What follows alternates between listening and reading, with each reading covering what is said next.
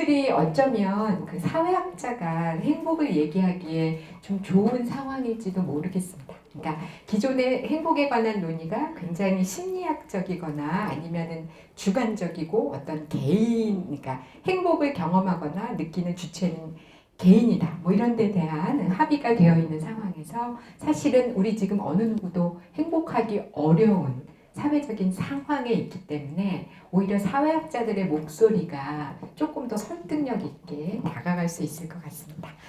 저는 또 개인적으로는 이 디지털 테크놀로지를 별로 안 좋아해요. 그래서 수업 시간에도 가능한 한 핸드아웃을 많이 활용하고요. 학생들에게는 제가 적자 생존이다. 적는 자만이 생존한다. 손을 써야 머리가 돌아가고 이 생각하는 힘이 얼마나 중요한가에 대해서 학생들과 늘 제가 소통하려고 노력을 하는데 오늘도 그래서 제가 간단한 핸드아웃 준비했고요. 여러분하고 이거를 좀 넘겨가면서 사회학자들의 이야기를 여러분께 좀 들려드리도록 하겠습니다. 처음에 갑자기 검은 고양이가 등장합니다. 이거는 이제 사회학자로서의 고민을 먼저 말씀드리는 건데요.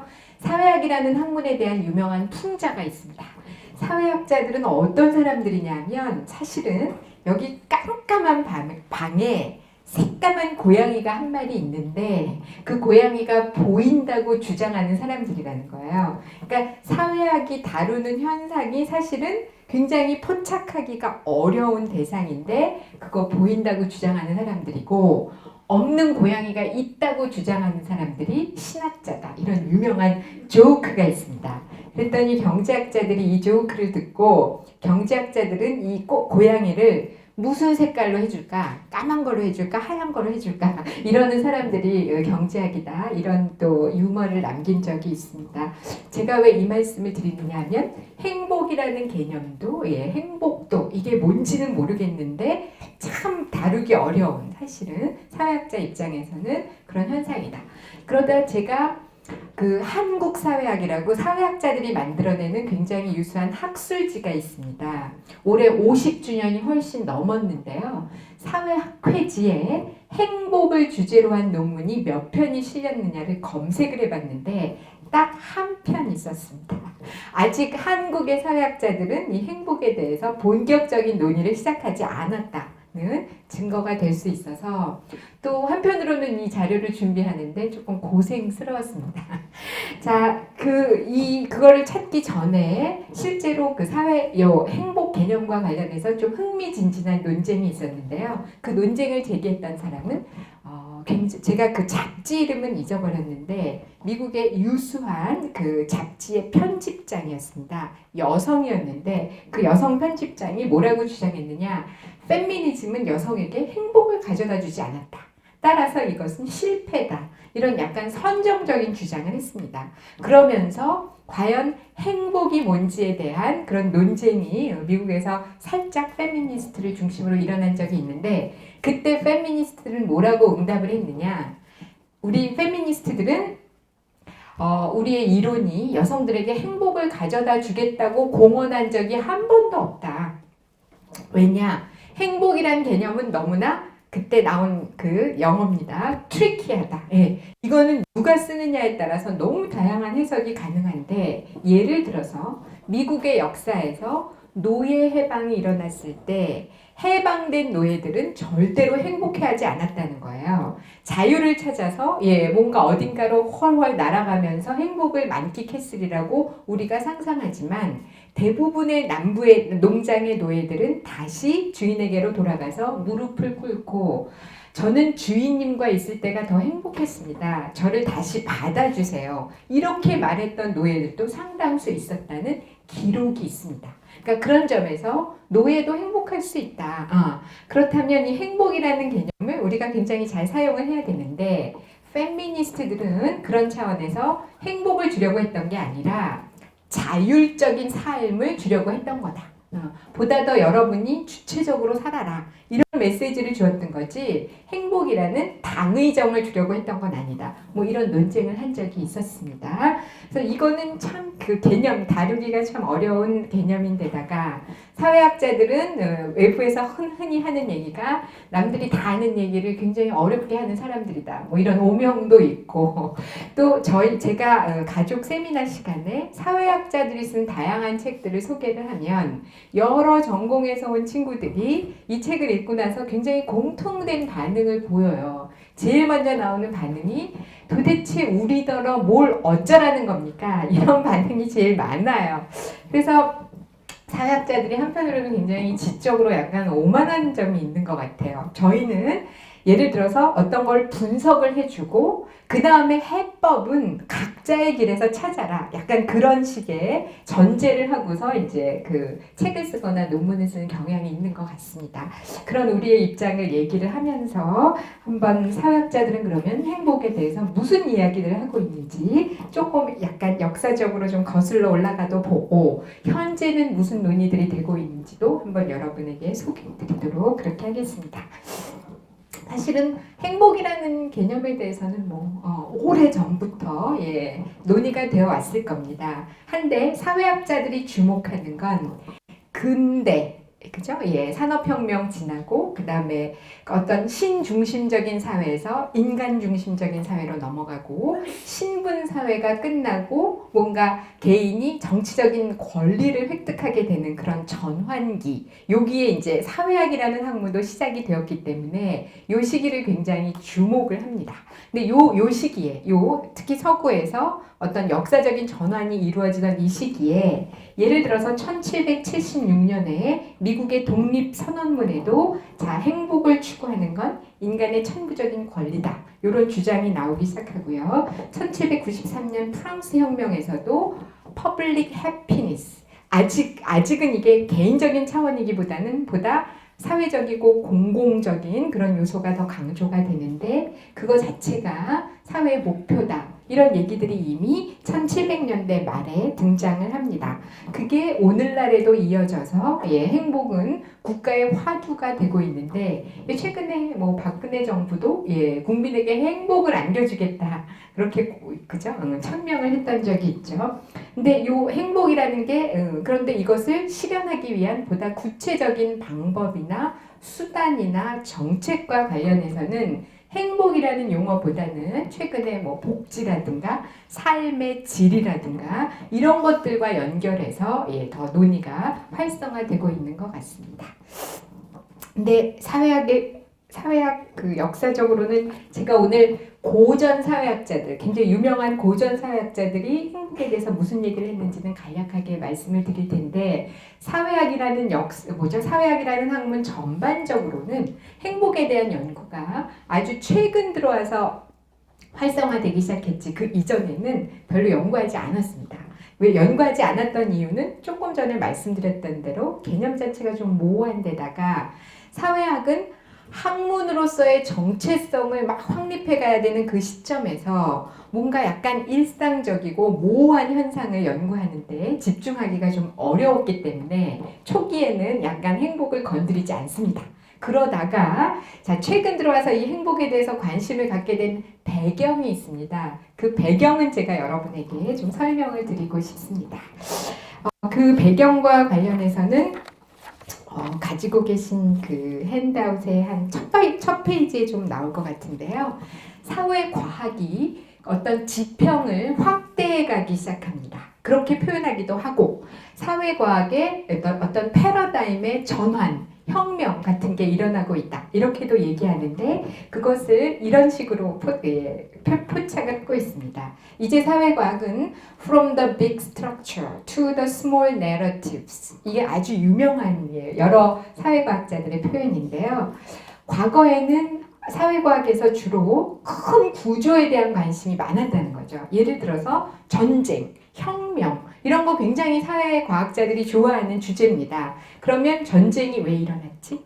제일 먼저 많이 등장하는 원인이 열강들 간의 파워 스트러글 이런 얘기들을 굉장히 많이 했는데 최근은 그런 연구의 시점이 좀 바뀌어서 small narratives, 그러니까 전쟁이 일어났는데 바로 그 전쟁이 구체적으로 살아있는 개인의 삶에는 어떤 영향을 미쳤는가. 그러니까 한국 전쟁을 연구하는 학자들도 예전에는 한국 전쟁의 발발 원인에 대한 연구를 많이 했다면 최근 들어서는 이름하여 구술사 연구 이런 쪽에서 도대체 그 전쟁을 거쳐갔던 개인의 삶은 어떠했는가에 더 초점을 맞추고 있는 거죠. 예, 그런 식의 이제 초점의 변화도 있고, 또 하나는 영역의 확대.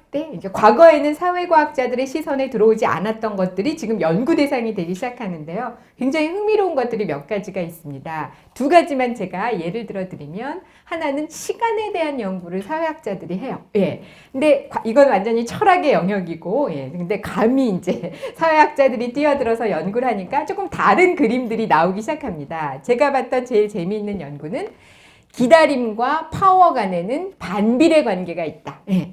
파워가 많은 사람들은 절대로 기다리지 않는다. 예. 파워가 없는 사람들이 기다린다는 거죠. 웨이팅과 파워 간의 관계, 굉장히 흥미로운 주제입니다.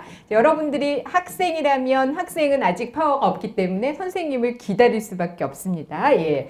결혼하기 전에는 그래도 여자들이 파워가 있으니까 남자들을 기다리게 하지만 결혼하고 나면 예, 주구장창 파워가 없는 사람들이 기다려야 되는 거죠. 공간도 마찬가지. 그러니까 예를 들어서 가족 안에서 지금 그 안방을 누구에게 내주느냐 하는 거죠. 시어머님이 올라오셨다. 예, 올라오셨을 때 안방이 일시적으로나마 시어머님께 배정이 되면 그 집안에서 시어머님은 대단한 파워를 갖고 계시는 거고요.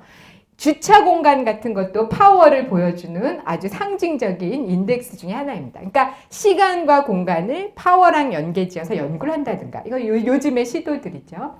최근에 또 하나는 이모션도 연구하기 시작했습니다. 지극히 개인적인 현상이라고 생각했던 것들을 사회과학자들이 관심을 갖고 들여다보니까 감정노동이라는 것도 요즘 많이 논의가 되지만 이모션도 굉장히 사회적인 요소들이 있더라. 그래서 과거에는 계급 갈등을 촉발시키는 요인, 노동운동을 촉발시키는 요인으로 진짜 계급 구조를 연구했다면 요즘은 굉장히 흥미롭습니다. 노동자들의 분노를 연구합니다. 그러니까 어떤 감정이라고 하는 게 굉장히 의미 있는 사회 현상으로 연결이 되더라. 이런 식으로 지금 사회학 과학이나 사회학의 패러다임이 좀 바뀌면서 행복에 대해서도 관심을 갖기 시작했다. 이렇게 말씀드릴 수 있을 것 같습니다.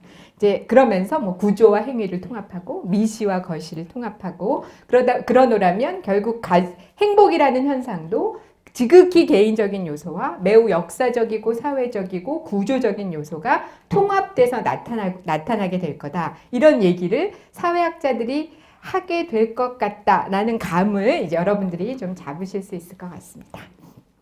그런 맥락들을 제가 좀 소개를 해두고요. 그러면서 결국은 뭐에 대한 답을 찾기 위해서 우리가 열심히 이제 고전으로 돌아가 보면 사회학자들이 행복에 대해서 어떤 시각과 감각을 갖고 연구를 하고 있는지가 조금 더 명확해질 것 같습니다.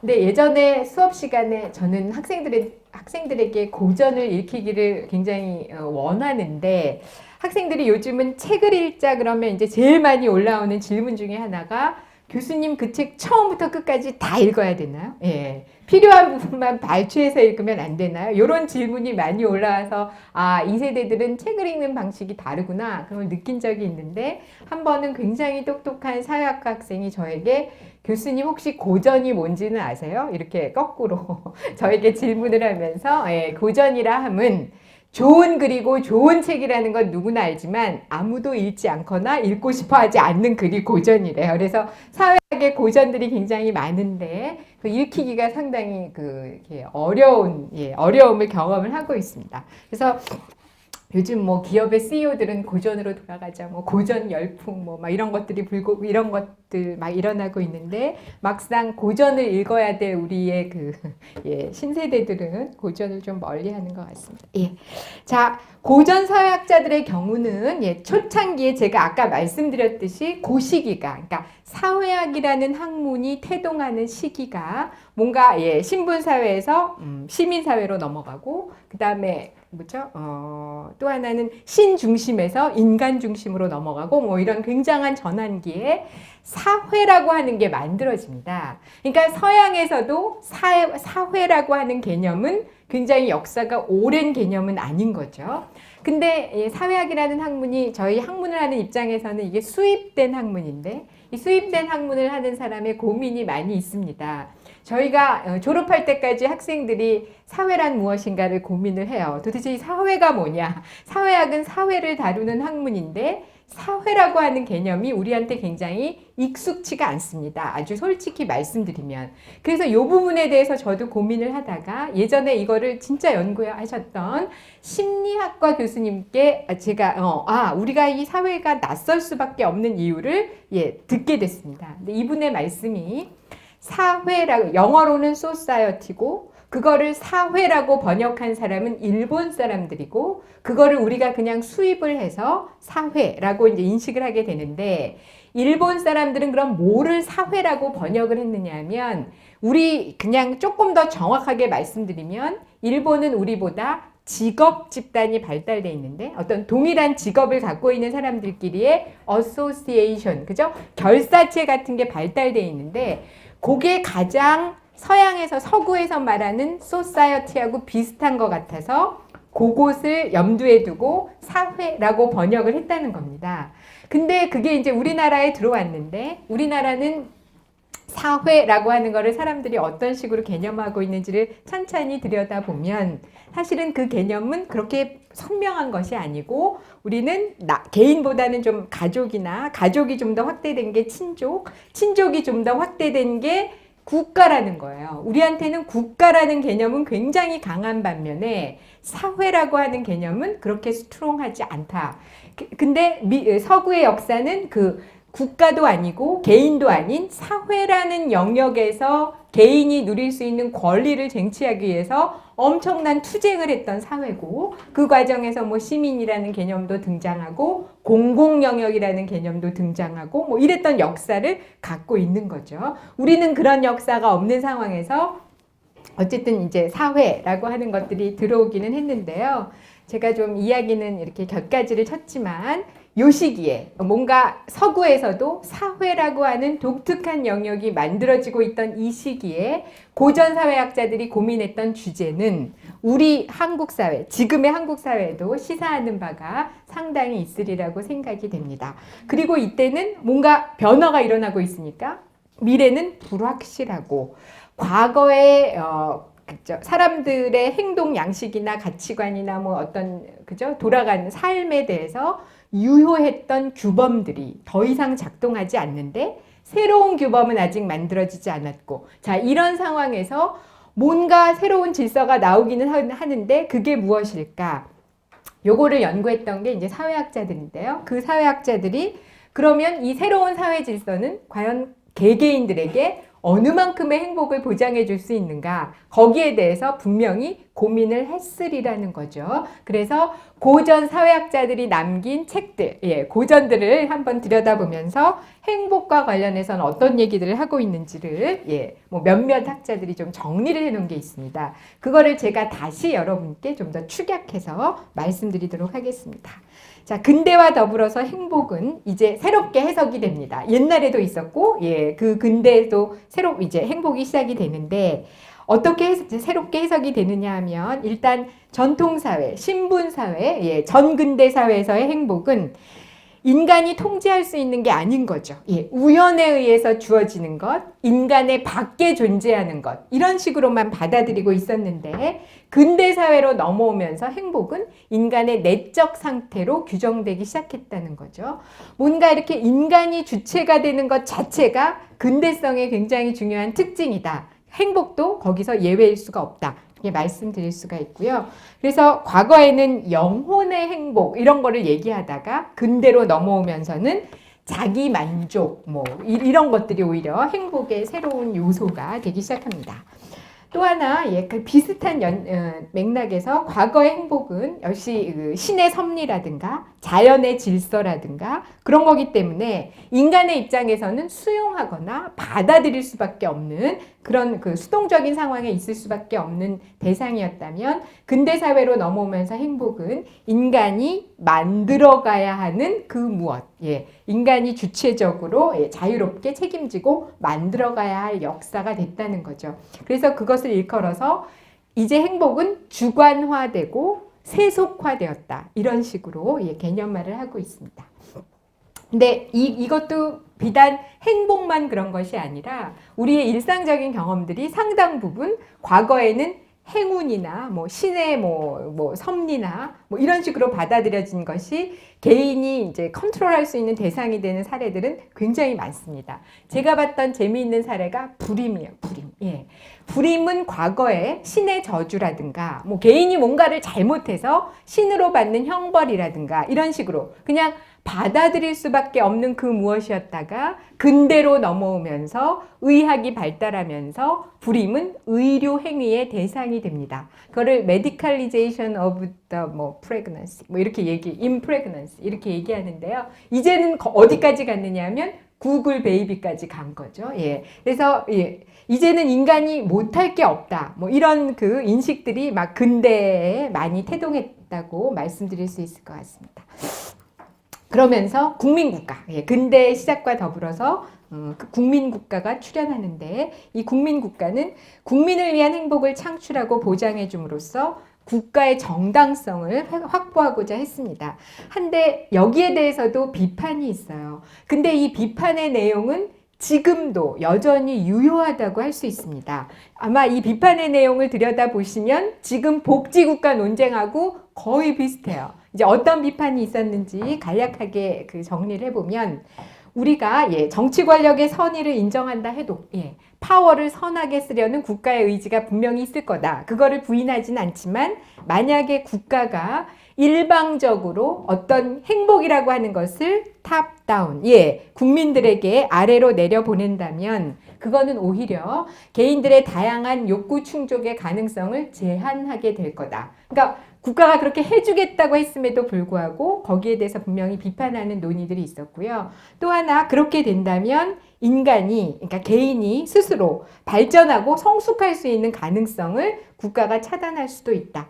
개인의 책임 영역을 남겨두는 것이 반드시 필요하다는 논의가 이미 있었습니다. 근대 출발부터. 지금도 복지랑 관련해서 국가가 얼마만큼 개입을 해야 되는 건지에 대해서 여전히 비슷한 논의가 진행되어 있다는 생각입니다.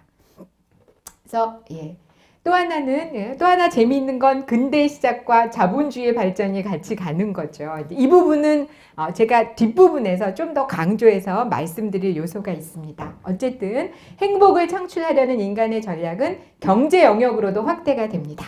그래서 화폐를 통해서 우리가 행복을 구현하겠다. 이거는 근대사회 발전에 상당히 상징적인 의미를 가지는 사건이라고 할 수 있죠. 그래서 이때 등장했던 자유주의 경제학자들은 시장의 자유가 보이지 않는 손에 의해서 우리의 행복을 증대시켜 줄 거다. 이런 논의들을 펴기 시작했는데 지금도 이렇게 주장하는 경제학자들이 분명히 있다는 거죠.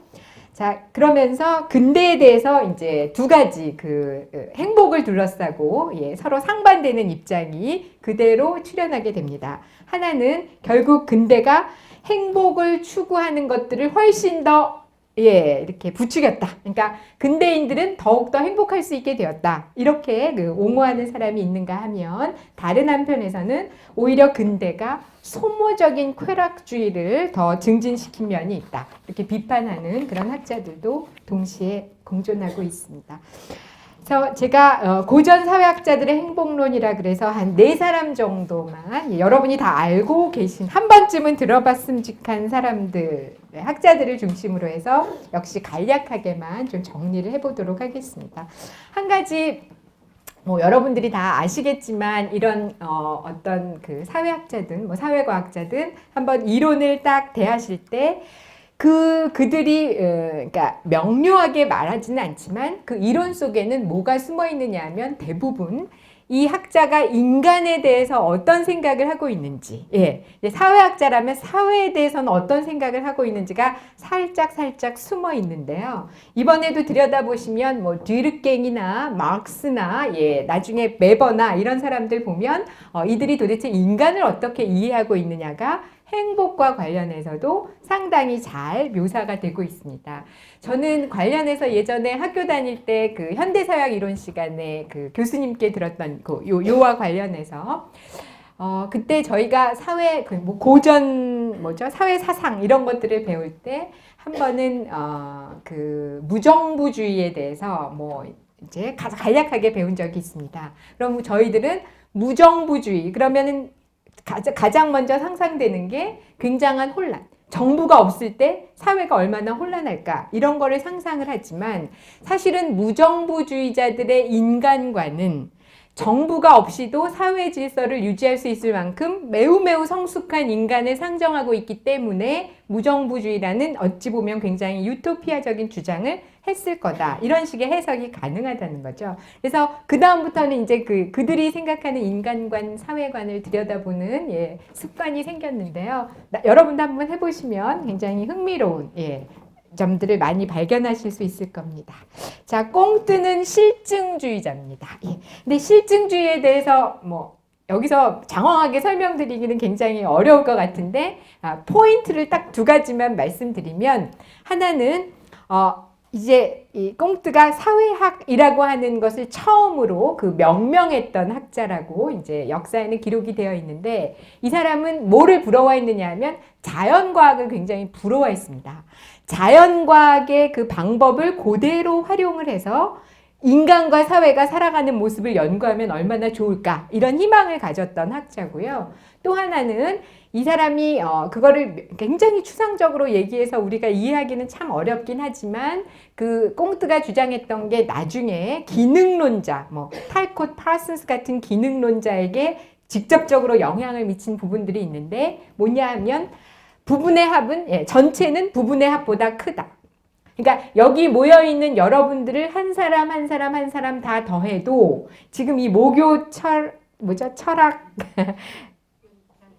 향연 예, 이것을 설명하기는 어렵다는 거죠. 이 전체는 이 부분을 다 합한 것보다 훨씬 큰 무엇이 만들어진다는 거예요. 그러니까 사회도 개인 한 사람 모여서 그냥 합하면 사회가 되는 게 아니라 그들의 상호작용이라든가 거기서 만들어지는 발현적 속성, 무슨 말인지 잘 모르겠는데요. 이제 어려운 표현으로 뭐 그런 것들이 만들어진다. 뭐 이런 얘기들을 했던 학자입니다. 근데 이 사람은 이제 행복에 대해서 제가 여러 가지 이렇게 쓰기는 했지만 한마디로 말씀을 드리면 도대체 사회가 지금 어떻게 굴러가고 있는지에 대해서 우리가 그 질서를 제대로 파악을 하고 있으면 그 안에서 우리는 행복을 추구할 수 있는 방법을 찾아낼 수 있을 거다. 뭐 이런 얘기라고 할 수 있습니다. 그 질서를 모르고서는 내가 어느 만큼 내 욕구를 충족할 수 있는지도 모르고 내 행복이 정당한지도 알 수가 없고 뭐 이런 상황이라고 이제 해석이 될 수 있는 거죠. 그래서 제가 그 두 번째 그 네모에서 한번 그것만 읽어보겠습니다. 인간은 법칙에 따라 질서 있게 운행되는 외부 세계의 구조에 대한 통찰이 없이는 내적인 안정을 유지할 수 없다. 예. 지금도 사실은 예를 들어서 여러분들이 굉장히 불안하거나 내지는 좀 더 불행하다고 느끼는 그 순간에 여러분을 한번 들여다보시면 이 꽁트에 생각하고 이게 맞닿는 지점이 나타날 것 같습니다. 뭔가 우리가 예를 들어서 여러분들이 어느 조직에 들어갔는데 그 조직의 작동 원리가 분명히 있습니다. 그런데 그거를 제대로 알면 우리는 거기서 내가 어떻게 해야 되는지를 알 수가 있는데 어떻게 굴러가는지를 모르면 그 행복을 찾는 방법을 또 구하기가 어렵게 되겠죠. 뭐 이런 내용이라고 할 수 있겠습니다. 그런데 이때 사회학은 그 질서를 규명해 주기 때문에 개인으로 하여금 그 질서를 이해해서 행복을 찾을 수 있는 수단을 마련해 주는 굉장히 멋진 학문이다. 뭐 이런 얘기를 했던 학자라고 하겠습니다. 그 다음에는 이제 뒤르갱은 뒤르갱의 얘기도 굉장히 흥미로운데요. 이 사람은 잘 보시면 사실은 공리주의 영향을 많이 받은 사회학자입니다. 그래서 개인에 대한 인식이 뭐냐면 결국 개인은 만인에 대한 만인의 투쟁 상태다라고 보는 학자에 가깝습니다. 그러니까 한번 이것도 읽어보겠습니다. 인간은 의식의 계몽과 더불어서 동물적 실존을 벗어나 끝없는 욕망의 지평과 마주하면서 현재에 만족할 수 없는 존재가 되었다. 예. 그러니까 인간은 굉장히 끊임없이 욕망을 추구하는 존재. 그런데 이 욕망은 끝이 없이 추구가 되는 그 무엇이기 때문에 예, 충족되지 않는 거죠. 그것이 인간 불행의 원천이 되고 있다. 인간에 대한 인식이, 그러니까 디르갱의 글을 들여다보면 사회는 굉장히 질서정연하고 뭔가 솔리데리티도 있고 뭐 그죠? 이런 새로운 질서를 찾아가는 것처럼 보이고 평화롭게 느껴지지만 이 디르갱이 전제하고 있는 인간은 끊임없이 욕망을 충족하기 위해서 예, 스스로와 싸우는 아주 이기적인 그런 존재라는 인식이 깔려 있습니다. 근데 그러면 이제 어떻게 해야 되느냐? 욕망은 통제할 수 있다. 예. 무엇에 의해서? 근데 이 부분이 이제 이 디르갱의 그 다른 학자와 차별화되는 지점인데요. 자, 인간은 욕망이 통제된다는 사실을 통해서야 비로소 욕망이 만족 상태에 이를 수가 있는데 무엇을 통해서 이 욕망을 통제할 수 있느냐 하면 도덕 규칙에 의해서, 예, 그러니까 사회가 만들어낸 그 어떤 기준에 의해서 자기의 욕망을, 개인적인 욕망을 조절해야 된다는 거죠.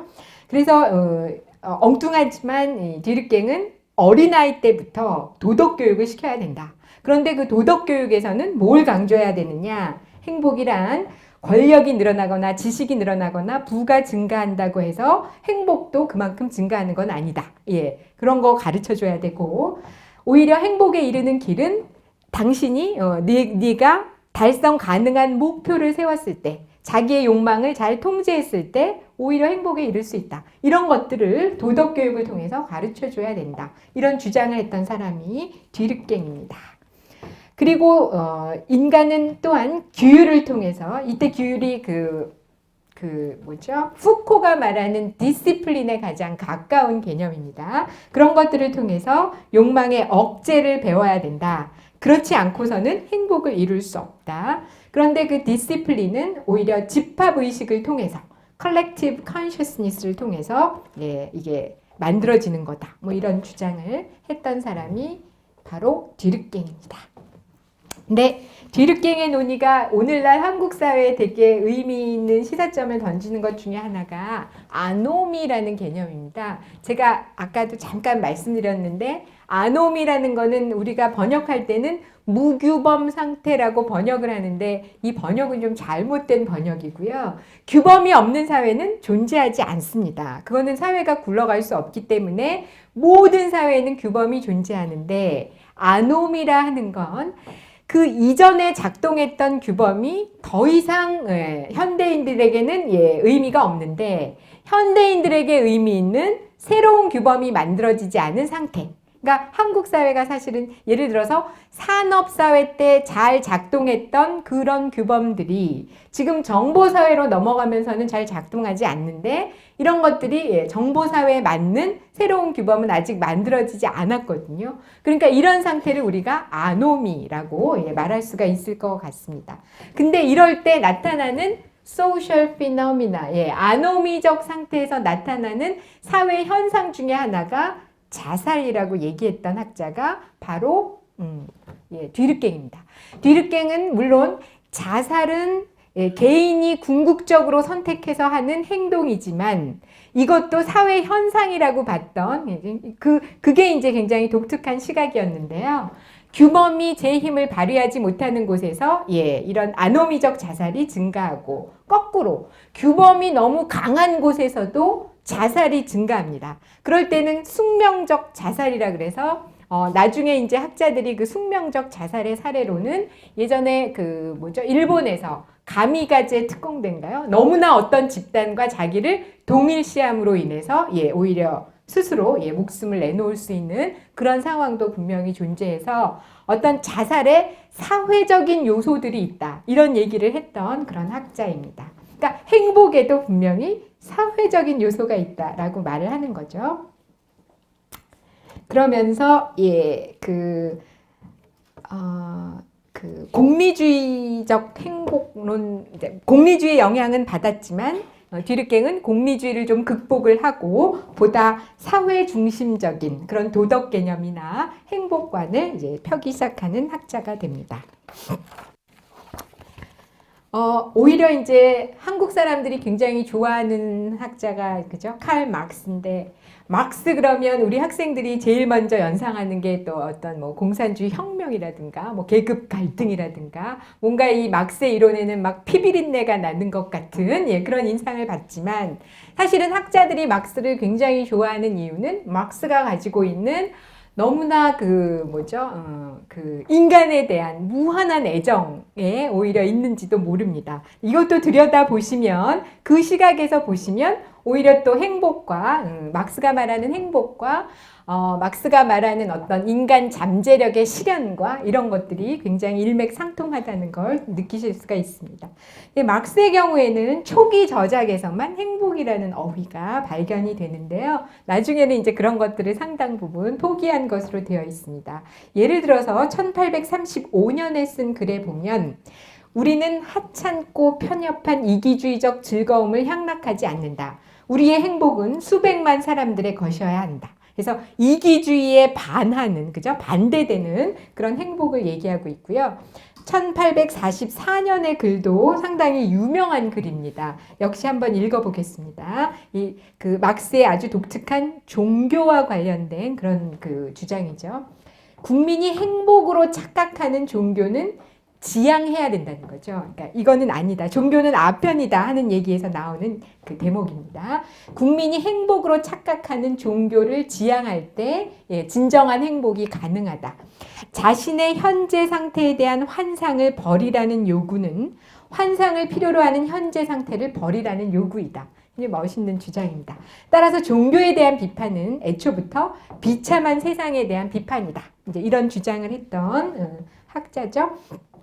그러면서 막스는 인간의 행복이란 참 어려우면서도 중요한 개념 중에 하나가 species being이라는 거죠. 그래서 그거를 이제 번역한 게 유적 존재 이렇게 번역하는데 역시 또 참 이해하기 어려운 개념입니다. 자, 인간의 행복이란 인간의 유적 본질을 성공적으로 구현하는 데서 가능하다. 근데 인간이 인간으로서의 진정한 그 잠재력을 구현하는 그 현장은 노동이라는 거죠. 노동. 그죠? 헤겔이 그거를 정신이라고 얘기했다면 막스에 내려와서는 노동이 되는데, 근데 자본주의적인 생산 양식 하에서 인간이 노동을 하고 있는 그 현장은 절대로 인간의 잠재력을 실현할 수 없는 공간이 된다는 거죠. 조금 더 쉽게 말씀을 드리면, 자본주의 사회에서 우리는 이런 물건들을 볼 때 막스는 우리하고는 다른 거를 봤는데 자본주의 사회에서는 요게 얼마짜리냐를 본다는 거죠. 요게 얼마만한 교환 가치를 가지고 있느냐를 보고 그거에 따라서 이 물건이 가지고 있는 가치를 인식을 하지만, 막스는 그게 아니다. 우리 주변에 있는 모든 물체 속에는 인간의 노동과 땀이 들어가 있다는 거예요. 근데 그 노동과 땀을 보지 않고 거기에 물상화된 가격만 보는 건 우리가 스스로 노동을 했음에도 불구하고 내가 노동한 생산물로부터 소외가 되고, 나 자신으로부터도 소외가 되고, 노동을 하는 과정에서 같이 협력을 했던 많은 사람들로부터가 소외가 되고, 뭐 이런 얘기들을 이제 여러 권의 저작에서 주장을 했습니다. 그러면 어떤 사회로 가야 되냐? 그러니까 막스가 어떤 사회로 가야 되느냐를 하는 그 부분이 지나치게 목가적이고 낭만적이고 유토피아적이라서 현실 사회주의 국가에서는 실현이 안 됐지만, 인간에 대해서 이렇게까지 무한 신뢰를 보냈던 학자를 만나기는 좀 어려울 것 같습니다. 그래서 예를 들어서 우리가 이렇게 소외되는 건 너무 분업이 진행되었기 때문이다. 그러니까 이제 그 유명한 얘기죠. 아침에는 사냥하고 저녁 식사 후에는 비평을 할 수 있는 그런 사회. 이런 굉장히 진짜 이상적인 사회를 그렸는데, 막스의 포인트는 오히려 그거를 강조했다기보다는 분업이 인간을 얼마나 소외시키느냐를 강조했다는데 더 방점이 찍혀져야 될 것 같습니다. 그래서 인간은 각자가 그만두고 싶지 않은 일을 하고, 정말 이럴 수 있으면 좋겠죠. 할 수 없는 일은 뭐죠? 하지 않아야 한다. 이런 주장을 했던 적이 있고요. 또 하나, 노동과 향유의 분리는 노동을 한 사람과 그 노동의 결과물을 향유하고 점유하는 사람이 지금 분리가 돼 있잖아요. 그런 것은 행복을 자꾸만 주관주의적 요소로 축소시키는 결과를 가져온다. 행복은 그것이 어느 개인의 행복으로 운이되는 한에서는 경쟁적 개인주의나 이기주의에 구속되기 마련이다. 이거는 지금 우리가 경험하고 있는 현장이라고 할 수 있겠습니다. 마르쿠제 같은 사람, 그죠? 막스의 영향을 직접 받았던 마르쿠제는 인간의 행복은 개인적 만족과는 무언가 다른 것이어야 한다.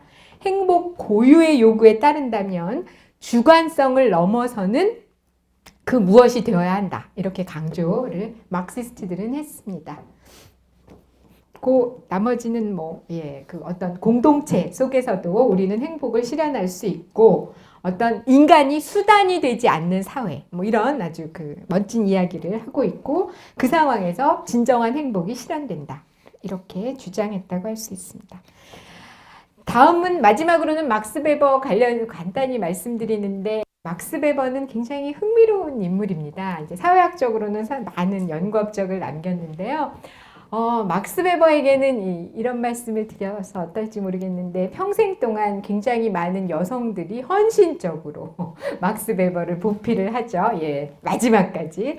근데 예를 들어서 칼 막스 같은 경우는 노동에 관심이 많았던 반면에, 막스보다는 조금 뒤에 출연하지만 막스 베버는 파워에 관심이 있었습니다. 도대체 이 파워라는 거의 그 기반이 뭐냐? 왜 사람들은 파워에 복종하느냐? 이게 굉장히 궁금했던 사람이죠. 그래서 파워의 기반에 대해서 전통의 권위도 있고 카리스마가 이제 베버가 말했던 거고, 그 다음에 민주주의 사회에서는 위임받은 권력이라는 거죠. 우리가 그러니까 투표를 통해서 대표자를 선출해서 우리를 대신하여 우리의 권력을 행사해달라고 이제 위임을 한다는 거죠. 이런 권력에 관심이 많았던 학자인데, 이 막스 베버는 또 한편으로는 어떤 그 사회의 변화에 대해서 굉장히 우울한 전망을 하고 있었습니다.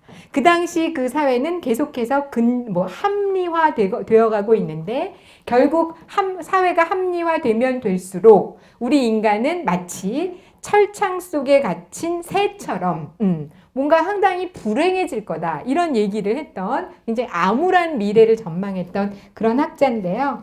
행복에 대해서도 약간 그런 논조들을 좀 느끼실 수 있을 겁니다. 예를 들어서 거기 몇 개만 제가 행복에 대한 얘기 그렇게 많이는 안 했는데요. 몇 개만 직접 코트를 해보겠습니다. 일반 대중의 삶을 개선한다고 해서 주관적 행복감의 양이 증진하는 것은 아니다. 오히려 주관적 행복감의 양은 정신적으로 열등하거나 우둔하거나 체념을 잘하는 집단에게서 크게 나타난다. 이런 주장, 굉장히 엘리티즘이 강하죠. 인간보다는 동물에게서 더 행복이 크다. 이런 식의 얘기를 했고요. 오히려 인간이 동물의 세계로부터 벗어나서 문명화되고 합리화되면 행복은 감소한다. 그러나 다른 한편으로는 이때 감소하는 것은 저급한 수준의 행복이 감소하는 거지, 오히려 또 얻어지는 것도 있다.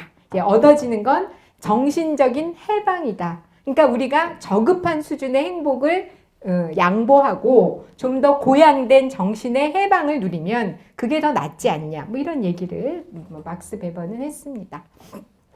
베버의 대안은 근대의 합리적 철창 외부에 주어진 좀 더 이렇게 고양된 정신, 고귀한 도덕, 이런 얘기를 하는데 명확하지는 않아요. 그러니까 합리화, 근대 사회가 합리화되면서 인간이 얼마나 불행해질 것이냐에 대한 분석은 굉장히 열심히 했는데, 그 다음에 뭐냐에 대해서는 굉장히 추상적인 논의를 하고 그냥 끝을 맺습니다. 근데 요즘 들어와서 막스 베버의 영향을 받아서 현대사회의 특징을 얘기하고 있는 일부 학자들이 이제 뭐라고 개념하고 있느냐면, 현대사회는 지금 맥도날드화 되고 있다. 그러니까 맥도날드라고 하는 패스트푸드점의 원리가 지금 현대사회에 굉장히 곳곳에 스며들고 있다. 뭐 이런 주장들을 하고 있고요. 그것의 특징이 몇 가지가 있는데 그 중에 하나가 굉장히 많은 인간관계를 비인격화시키는 결과를 가져옵니다. 뭐 모든 것들을 표준화하고 뭐 굉장히 스피드를 증진하고 여러분들 왜 패스트푸드점에 가면 안락의자 없습니다. 빨리 먹고 빨리 나가라. 이제 이런 표시고 그런데 많은 것들이 이렇게 표준화되어 있고 수량화되어 있어서 또 여행자들이 그 여행하다가 제일 반가운 상표 중에 하나가 맥도날드래요. 저기 가면 내가 알고 있는 맛이 존재하고 있다. 예측 가능성 뭐 이런 장점도 있기는 있지만 상당 부분은 비인격화시키는 부정적인 결과에 대해서 학자들이 주목을 하고 있습니다. 그런 사회에서 구성원들이 행복하기가 참 어렵다는 거죠. 자, 현대사회로 넘어오면 지금은 오히려 고전 사회학자들보다도 이 행복의 개념이 되게 중구난방, 어떤 이게 맥을 잡기가 굉장히 어려울 만큼, 만약에 10사람의 행복에 대한 얘기를 하면 10사람의 행복에 대한 정의가 나올 만큼 아직은 이게 좀 정비가 안 되어 있습니다. 그래도 몇 가지 그룹핑을 해본다면 사회학 내부에서는 자, 공공의 행복, 그러니까 개인의 행복과 공공의 선이 대립되지 않는, 이런 행복을, 추구를 해야 된다. 공동체주의, 막스의 영향을 받아서 공동체주의를 강조하는 입장이 여전히 강력하고요. 그런가 하면 역시 그 시장 자본주의의 영향도 받고 이 자본주의의 영향에서 자유롭기가 되게 어렵기 때문에 이 상황에서 결국 행복이란 누가 뭐라고 해도 욕구를 충족시키는 게 행복이 아니냐. 개인의 선택권 우리 매우 중시해줘야 된다. 이런 입장도 여전히 살아 있습니다. 그래서 공동체주의와 개인의 어떤 선택권을 중시하는 입장과 최근 들어와서는 조금 새롭게 요거는 아직 이렇게 이슈만 딱 던진 상태이긴 하지만 자, 위험사회. 우리가 지금 살아가고 있는 사회를 위험사회라고 개념한 학자들이 몇 명 있는데요. 그쪽에서는 결국 행복이란 행운과 위험 사이에 존재하는 그 무엇 아닐까. 뭐 이런 식의 굉장히 시 같은 그런 주장을 하고 있기도 합니다. 근데 최근 들어서 아주 폭발적으로 증가하고 있는 건 사실은 5번과 관련된 논인데요. 이 부분은 저 개인적으로는 썩 좋아하지는 또 않습니다. 제가 어제 한 교수님을 만났는데 그분이 행복을 어떻게 측정할 수 있냐고 저한테 요새 심리학자들이나 뭐 사회학자들도 그런 작업을 하는 일군의 그 학자들이 있는데요. 그렇게 물어봐서 저도 거기에 대해서 저도 굉장히 그 양가적인 그 입장을 갖고 있습니다. 그러나 한편으로는 이 측정과 관련해서는 사회학자들은 또 나름대로의 그 어떤 인식론적인 기반이 있어서 그거는 좀 소개를 해드리겠습니다. 제가 거기 바이러스와 현미경이라고 얘기를 했는데 요거는 뭘 의미하느냐 하면 이런 겁니다. 예전에 현미경이 나오기 전에 현미경이라고 하는 도구가 발명되기 전에 바이러스는 존재했었습니다. 근데 인간의 눈으로는 확인할 수 없었기 때문에 그때는 바이러스가 가설로 존재를 했어요. 뭐냐 하면 어떤 대상이 부패하고 썩어 문드러지는데 뭔가가 작용을 한다는 거죠. 아마도 그것은 바이러스였을 거야 해서 인간들은 그게 보이지는 않았지만 뭔가 있다는 거는 가설로 전제를 하고 있었는데 현미경이라는 게 발견이 되면서 눈으로 확인이 되었다는 거죠. 마찬가지로 자연과학의 그런 논리와 비슷하게 결국은 사회과학 쪽에서도 굉장히 다양한 현상들이 지금 엉켜서 존재하고 있는데 그거를 그래도 볼 수 있는 자연과학의 현미경에 해당되는 잣대들을 우리가 좀 만들어야 되지 않냐. 그래서 시작한 게 뭐 스케일이나 뭐 인덱스나 혹은 이제 실증주의 경험적 방법에서 얘기하는 조작화, 오퍼레이셔널리제이션을 하자. 그래야만 이렇게 추상적인 현상들을 우리가 포착할 수 있지 않겠느냐. 이런 얘기들을 하게 되는 거죠. 아주 간단한 스케일을 하나 소개를 해보겠습니다. 요즘 한국 사회에서도 뭐죠? 다문화 이런 얘기하면서 우리와 문화를 달리하고 있는 그 사람들 간의 이제 거리를 측정하는 간단한 스케일이 있는데요. 그 스케일 이름이 보가드 스케일입니다. 사람 이름을 따서 보가드 스케일이라고 이름을 붙였는데요. 제가 학생들에게 이제 이거를 잘 기억하라고 험프리 보가드라는 그 보가드하고 이름이 같다 그랬는데 학생들이 험프리 보가드가 누군지를 모르는 거예요. 그래서 얘를 잘못 들었습니다. 그래서 당황해서 카사블랑카를 받느냐 그랬는데 카사블랑카를 당연히 모르는 거예요. 그래서 제가 당황했던 경험이 있습니다. 자, 보가드 스케일은 간단한데요. 요렇게 네 단계로 물어봅니다. 자, 이 사람이 한국 시민권을 따는 건 찬성하십니까? 그 다음에 이 사람이 우리 이웃에 사는 거 찬성하십니까? 나와 직장 동료가 되는 것 찬성하십니까? 우리의 가족 일원이 되는 것 찬성하십니까? 이렇게 물어보는 거죠. 예, 시민권에서부터 우리 가족 일원이 되는 것까지 찬성하느냐, 얼마나 찬성하느냐를 물어보면 한국 사람들의 경우는 한국 시민권 주는 것도 좋고 이웃에 사는 것도 뭐 괜찮고 그 다음에 직장 동료도 좋은데 다 걸려요. 예, 가족이 되는 건 다 반대. 아직 우리는 그 문화적 포용력의 수준이 그렇게 그 다른 다문화 사회에 비해서는 높진 않은 것 같은데요. 아무튼 그런 식의 그 스케일을 만들어서 문화적 거리라든가 인종이나 그 다문화에 대한 일종의 편견이라든가 이런 것들을 굉장히 추상적인 개념을 나름 조금 더 구체화시키는 그런 기능을 우리가 할 수가 있는데요. 행복과 관련해서 최근에 이런 논의가 진행되기 시작했습니다. 예, 시작을 해서 행복도 인덱스를 만들어요. 요런 인덱스를. 근데 그 중에서 하나 옥스포드 대학교에서 이 행복에 대한 연구를 지금 많이 하고 있습니다.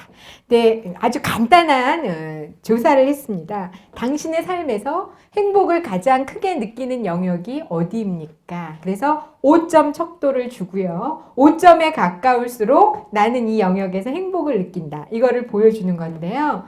제가 보기를 5개를 드렸습니다. 이 5개 중에서 건강, 친구, 가족, 일과 여가, 경제적 풍요로움. 이 중에서 행복을 느낀다는 그 점수가 가장 높게 나타난 영역이 어딜 것 같으세요?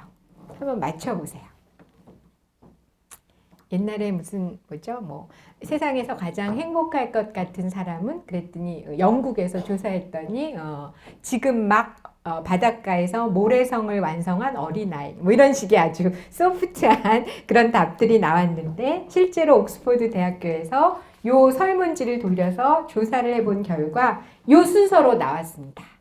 그러니까 가장 행복을 느끼는 영역의 그 척도가 5점 척도에서 점수가 가장 높게 나타난 게 경제적 풍요로움이었고요. 제 1번이 건강이었습니다. 그래서 우리가 지금 다 자본주의의 물질주의 내지는 자본주의적인 가치에 굉장히 몰입되어 있구나. 요거는 비교 연구였고요. 예, 우리나라는 포함되지 않았습니다. 6개 국가를 대상으로 했던 연구였는데 이 순서대로 나왔다는 건 말씀드리고요. 제가 최근에 봤던 재밌었던 연구는 유니세프에서 한 자료인데요. 사회적 불평등과 행복의 함수 관계를 연구를 했습니다. 근데 이건 어떤 식으로 연구했느냐 하면 사회적인 불평등 정도가 높은 곳과 그렇지 않은 곳으로 나누어요.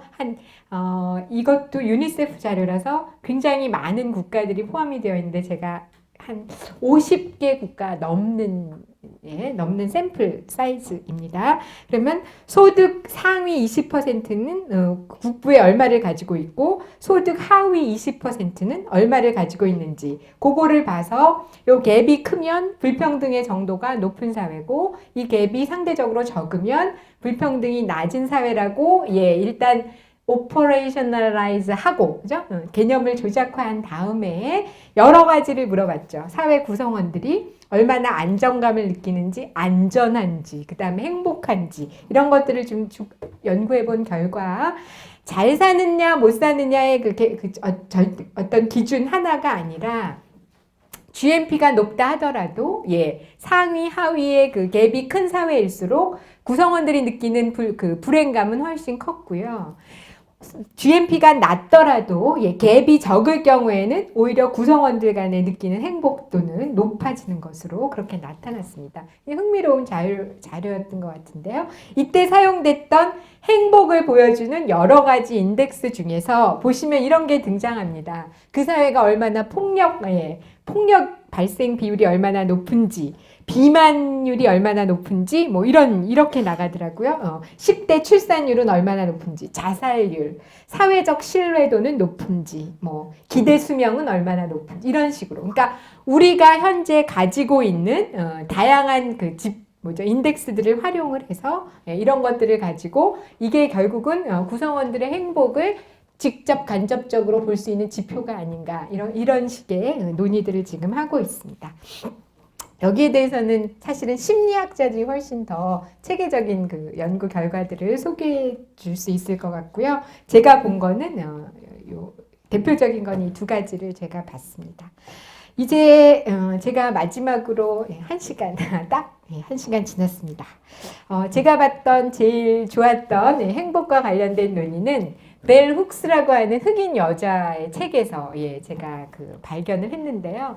벨 훅스는 한 번쯤 또 들어보셨을 겁니다. 한국에 많이 소개가 돼 있는데 이 사람은 자기 이름을 소문자로 쓰는 건 아시죠? 벨은 B-E-L-L, 그 다음에 훅스는 H-O-O-K-S 이렇게 쓰는데 필명입니다. 필명. 본명은 따로 있고요. 제가 굉장히 좋아하는 이유는 이 벨 훅스는 사실은 예일대학교 영어영문학과에 흑인 최초의 여성 테뉴어를 받았던 교수였습니다.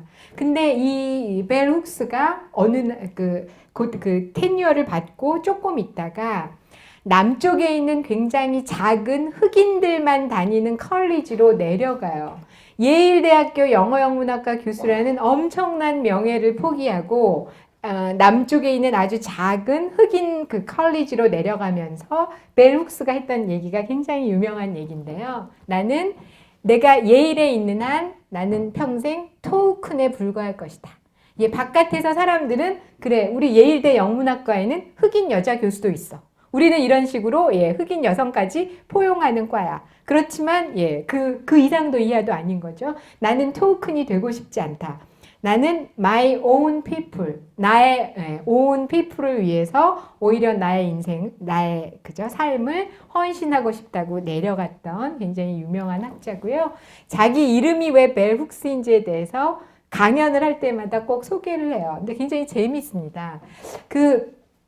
흑인 여자아이들이 어렸을 때 할머니들에게서 듣는 동화가 있대요. 우리도 보면 뭐 옛날에 뭐 햇님 달님 얘기도 있고 뭐 여러 가지 동화가 있는데 흑인 여자아이들이 듣는 동화 중에 하나가 참 생각하게 하는 동화입니다. 뭐냐면 할머니가 자기 손녀딸에게 얘기해줘요.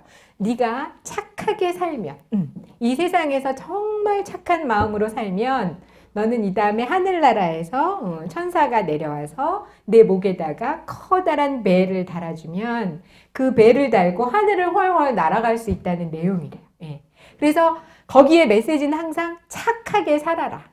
근데 사실은 레이시즘이 있는 미국 사회에서 착하게 산다는 건 결코 쉬운 일이 아니었을 텐데 흑인 할머니들은 손녀딸에게 착하게 살라는 메시지를 던져줬던 건데 벨 훅스 자기는 항상 착하지 않았다는 거예요. 동네 남자애들 두드려 패고 대장 노릇을 많이 했는데 그러고 들어오면 할머니께서 넌 그렇게 살면 안 된다. 네 여자애가 그렇게 살면 어떡하냐 그래가지고 이렇게 체격이 작은 분입니다. 자기를 반짝 들어서 뒤에 가면은 헛간 같은 게 있는데 거기에 커다란 못이 박혀 있대요. 거기다가 자기 뒤를 이렇게 걸어 놓은 거예요.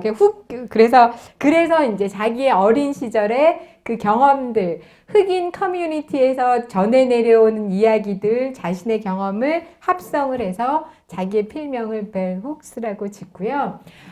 러브에 대한 책을 썼습니다. 사랑에 대한 책을 썼는데 뭐 그런 말랑말랑한 사랑이 아니라 굉장히 치열한 사랑에 대한 얘기를 쓰면서 결론적으로 그 당시에 이제 미국에서 뭐 화성에서 온 남자 맞나요? 금성에서 온 여자 뭐 이런 그런 논의들이 막 전개가 될 때 벨 훅스가 한 말입니다. 나는 지구인과 사랑을 하고 싶다. 외계인이 아니라 뭐 이런 얘기들을 하다가 이제 마지막에 본인이 사실은 그 여성이 행복할 이 경우에는 행복한 여성들이었습니다. 스스로도 행복하다고 얘기를 하고 주변 사람들도 행복하게 해주는 여성들을 찾아서 자기가 이제 여러 인터뷰도 하고 이러다가 이들에게서는 한 4가지 정도의 공통점이 나타나더라. 진짜 질적 연구를 한 결과입니다. 우선 첫 번째가 이들은 다 내가 어디로 가고 있는지를 알고 있는 사람들이었대요. Purpose in life. 이 말도 되게 좋더라고요. 그러니까 이걸 뒤집으면 여러분도 사실은 이런 요소들이 여러분의 삶에 녹아 있으면 충분히 행복할 수 있는 가능성이 높아질 것 같습니다. 그래서 삶의 방향 감각. 그 다음에 이들은 항상 자기 발전을 위해서 끊임없이 투자하는 사람들이었다는 거고요. Personal growth가 삶의 상당히 높은 가치였던 사람들이고 셀프 리스펙트가 높고 당연히 그리고 마지막으로 매우 머추어했던 사람들이래요. 굉장히 그 성숙했던 사람들이 그러니까 성숙한 사람들의 공통점 중에 하나가 또 하나는 이게 이런 어떤 그죠 뭐죠 사회적으로 오프레스트 내지는 소외된 뭐 한계 주변화된 이런 사람들에 대한 굉장한 또 애정을 갖고 있는 그런 사람들이었습니다. 그래서 여러분 마지막으로 행복하냐고 물어보면서 제가 준비한 내용은 여기서 끝맺도록 하겠습니다. 감사합니다.